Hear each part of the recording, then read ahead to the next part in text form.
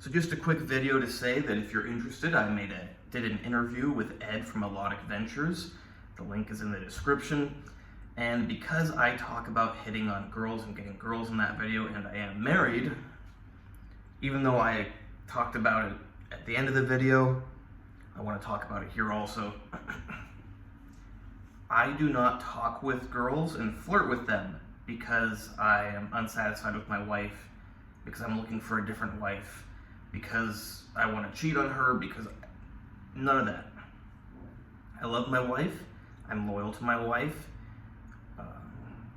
Yeah. But there are other reasons. And I also have to be careful not to do it too much, because I do not want to hurt any girls.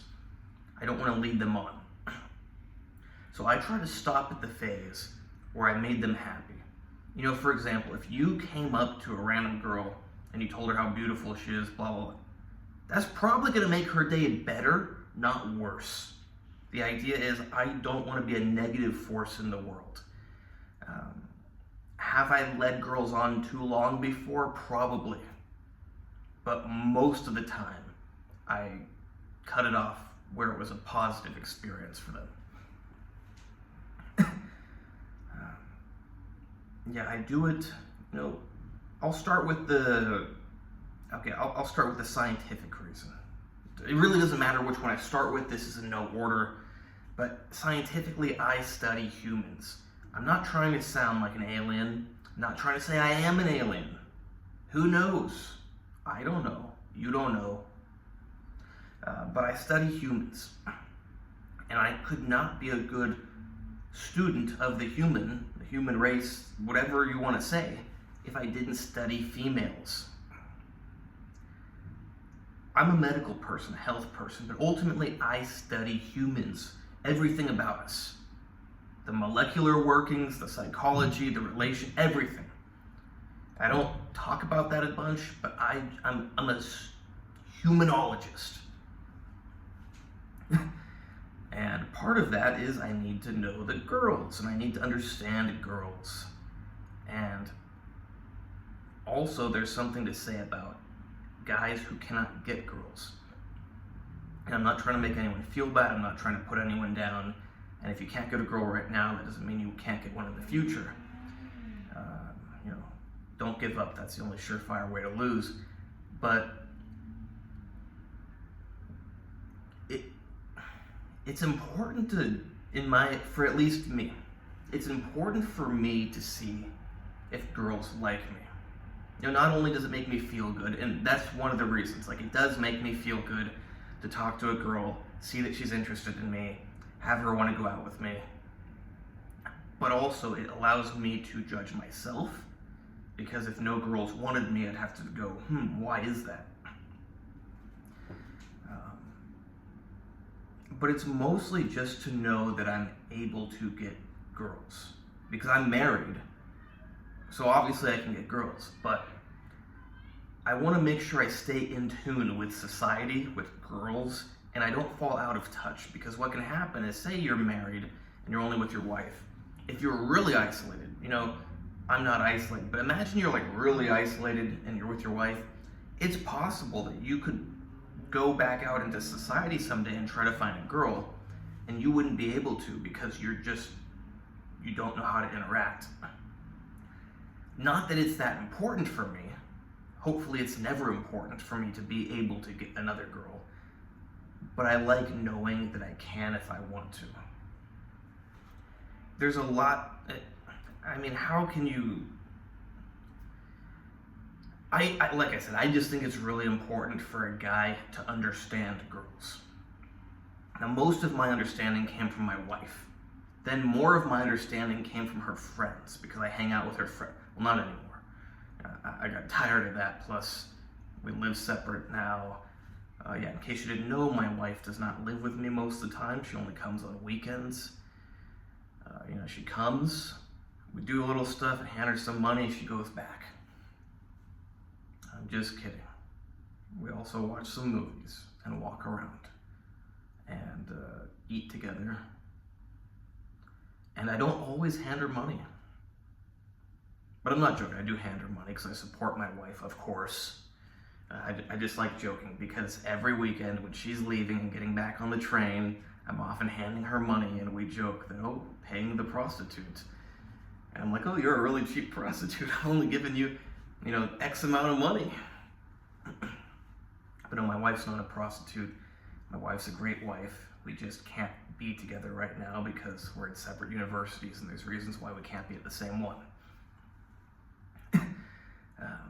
See, I learned from my wife, then from her friends, because in the past, when I came here on vacation, or even when I first came to live before I started university here, we would mostly hang out together. But, we were together 24/7, so, and especially when I'm on vacation, you want to also hang out with your friends, so besides just being together and with her family, we would also hang out with her friends. And me being a foreigner in Belarus and new to the place at the time, my wife didn't really want to just leave me on the street to go walk around aimlessly, although that would have been okay. I did that sometimes. So I would go with her to hang out with her friends. And in the beginning, I really didn't speak any Russian. I spoke, I knew some Russian words. That's the good way to put it. But I didn't know Russian. So they spoke completely freely around me. They acted, of course they're not going to act completely freely. But especially as we all spent more time together, they got to know, they already knew about me. Me and my wife were writing for 8 months. All her friends knew about me, she would video and show her friends and I would say hi. And so I wasn't some stranger to them. And especially after we had all hung out several times, they were very comfortable around me. So I really got an inside look at what girls are like, especially young Belarusian girls. On top of that, girls like to gossip. You learn a lot from actually being in the inside circle with the girls and hearing the gossip.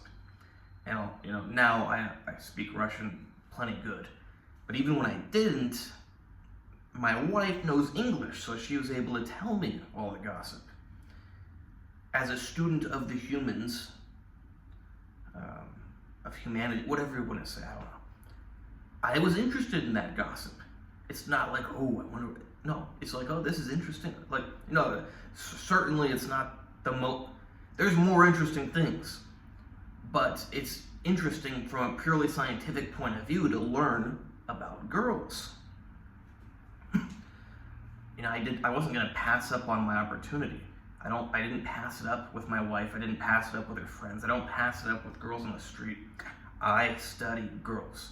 Now, I study other things a lot more, but I also study girls because I want to. I think I'm not the kind of person that passes up opportunities to study something valuable.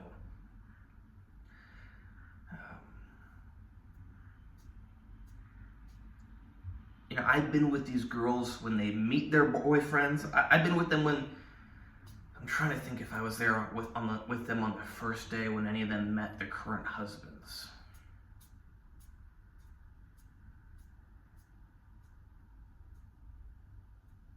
No.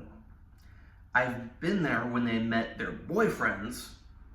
I've been there when they've broken up with their boyfriends. I've been there for everything. I've been there for their girl issues. I got to hear and see and be a part of a lot of it. So I think I have talked a sufficient amount for you to understand that this is from a mostly scientific interest, but also it makes me feel good to get the attention of beautiful girls. I'm not gonna lie, part of me does wish I could have every single girl I see. I certainly don't want every single girl I see. Every single beautiful girl I see. I want them all, but I've got mine. Who knows, maybe someday I'll convert to being Muslim and I will have 3 more. I don't completely discount that possibility, but for now, I've got 1, and that's good enough. It's not just good enough, it's great. I'm very lucky. And a little bit random, but I'll never forget the time. I don't remember what it was exactly, but I saw an Asian couple walking in California, and they must have seemed happy or something, I don't know. Or maybe they were arguing, I don't know. But for some reason I thought, what a shame it would be, assuming they have a good relationship, or had, or whatever. What a shame it would be if that boy decided to, that he wanted more and cheated on her, and it ruined his whole great relationship. Don't ask me why exactly I thought it, but I remember exactly where they were. They were on Cal State Long Beach campus. I was standing on top of some stairs. They were walking across, and I must have been thinking about my wife and my temptations. And I look at them, and I'm like, he would be really stupid to do that, just like I would be really stupid to do that too. Now, I've complicated to explain it in a YouTube video to a diverse audience. I'll just put it like this. I've never cheated on my wife. I've had lots of interactions with lots of girls, but I've never cheated on my wife. I don't consider that I've cheated on her. She doesn't consider that I've cheated on her. We're loyal to each other. So, that interview, I don't know if it's going to be anything new to you if you watched a lot of my videos, but you might like some other videos he has, and I will give you a little hint to an upcoming video. I don't know for sure because I'm very busy and something might come up, but I'm hoping to go with him to a village next weekend. Not this closest weekend, but the one after. We often hang out, so we're going to just, go hang out together. But also I was thinking, that's a good opportunity for me to practice my Russian. That's another reason I can't believe I forgot this. Part of the reason I interact with girls is to practice my Russian. I don't want to walk up to a random guy on the street and be like, hey, how's it going? I do talk to guys, but I'm a lot more inclined to talk to a beautiful girl who I would really like to get with. But actually, on the flip side, girls usually have nothing interesting to talk about. So it's like, I would really like to get with them. I don't really want to talk with them, but then you get the idea. I practice my Russian speaking to these girls. Back to the village trip. I was just thinking it's a great combination because I will get to practice my Russian with villagers who don't speak English, and Ed will get a free translator. Because I don't speak Russian really ever. I can speak Russian just fine, luckily. I can understand it just fine. I'm not saying I speak or understand perfectly, but I never practice.